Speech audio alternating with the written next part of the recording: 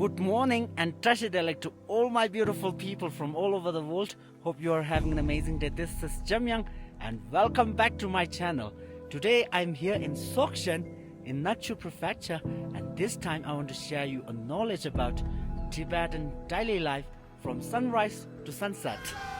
Dreaming of exploring Tibet and experiencing local life? Let us make it happen.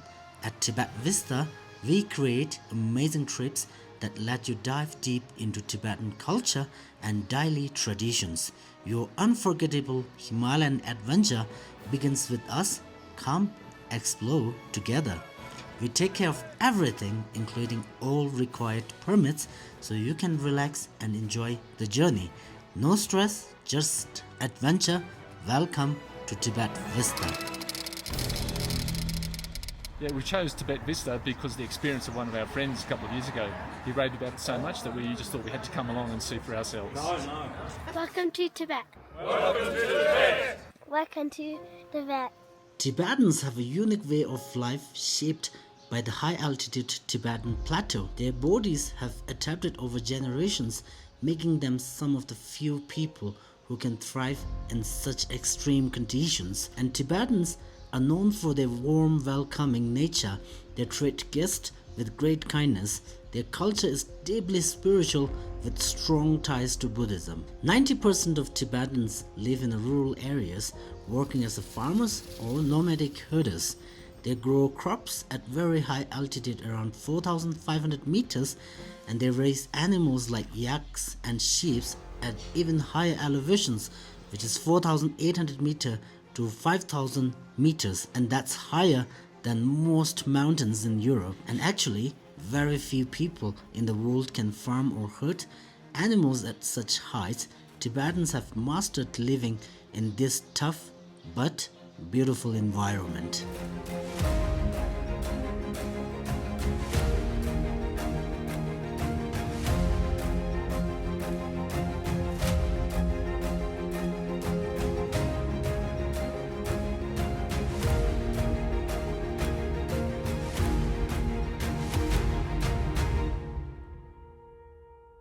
And nowadays there is a big difference between life in villages and cities.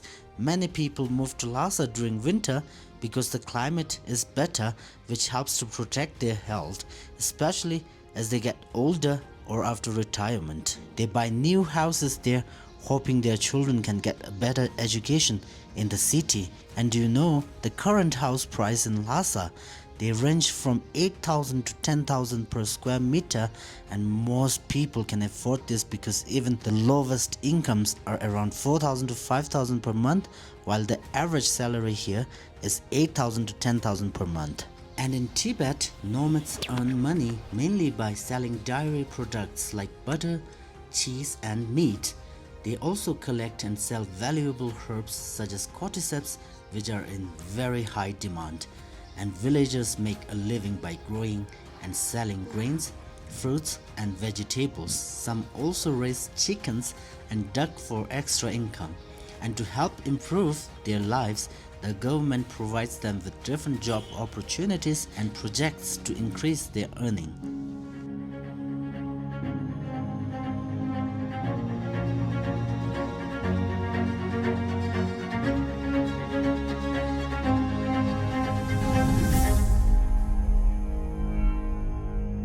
Disabled people and others who need help get strong support from the government, so life in Tibet today is great. And nowadays Tibetans don't have to worry about food or housing, and so many families want to buy nice cars like Toyota, which is very popular these days. And now let's see how Tibetans spend their day. Their mornings usually begin early with prayer and religious activities, and many older Tibetans start the day by praying, meditating or doing prostrations at their home, and then they go for Kora, a walk around sacred place or monastery. They also offer water while chanting mantras, and at the same time parents prepare breakfast, wake up their children and milk the cows or yaks, and after that they let animals out of the yard. They collect animal dung, dry it outside and use it later as fuel for cooking and heating their homes, especially in winter. And children often study on their own until their parents take them to school. Most kids spend a lot of time studying. In school, they learn many subjects in a single day, such as Tibetan, Chinese, English, math, science, social studies, and more. In the past, it was easier for people in Tibet to get government jobs, which means the jobs are much stable.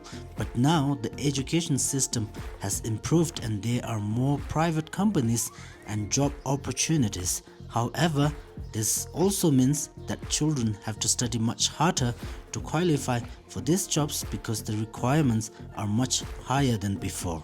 Alright, now let's get back to the topic. So after finishing their morning chores, the whole family gathers to worship. They burn incense and hang colorful prayer flags while wearing neat and beautiful traditional clothes. This custom was very common in every Tibetan household as they believed it brought good luck and fortune. And after the worship, the family eats breakfast together in the living room. Most of the time they eat tsampa, roasted barley flour, which is staple food in Tibet, and it is usually mixed with butter tea, and it is also considered a healing food, helping with malnutrition, diabetes, and poor appetite. And in my experience, many visitors to Tibet are very curious about Tibetan food and drinks, and here is a quick overview. Most Tibetans eat meat, especially yak meat and mutton. The meat is usually dried or cooked. However, many older Tibetans avoid eating chicken, fish, and other types of meat. And the most popular traditional beverage is barley beer or barley wine. It is natural and healthy drink with no chemicals. To make it, barley is fermented for 2 days before serving, and this drink is very common in many areas in Tibet. And as a saying, the barley is the first grain which is brought to the Himalayan region in Tibet by dog. So dogs are considered as loyal and brave that in every Tibetan family used to give the first offering of every meals to the dog. And from the early morning onward, Tibetans lead busy yet fulfilling lives, ensuring each day is joyful and meaningful.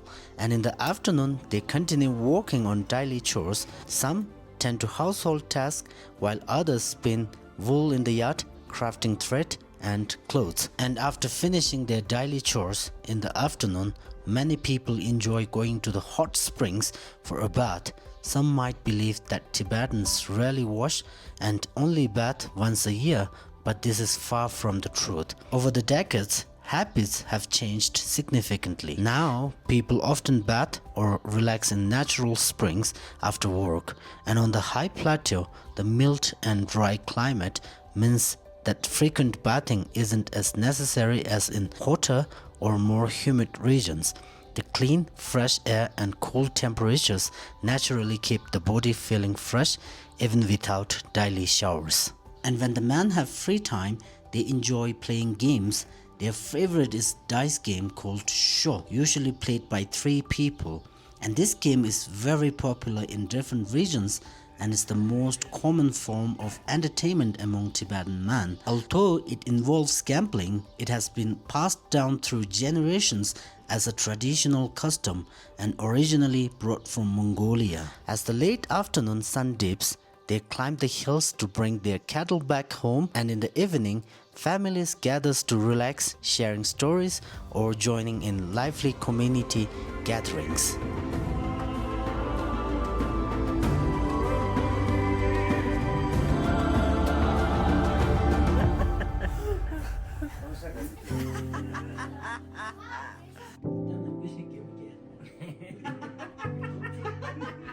Alright then, that's all about today's video, the Tibetans' daily life, and hopefully you enjoyed it. And if you like this video, please don't forget to give this video a thumbs up, and if you have any questions about Tibetan daily life, please don't hesitate and leave a comment below. This is Jamyang, welcome to Tibet. I'm the one who can show you the real Tibet. Bye bye.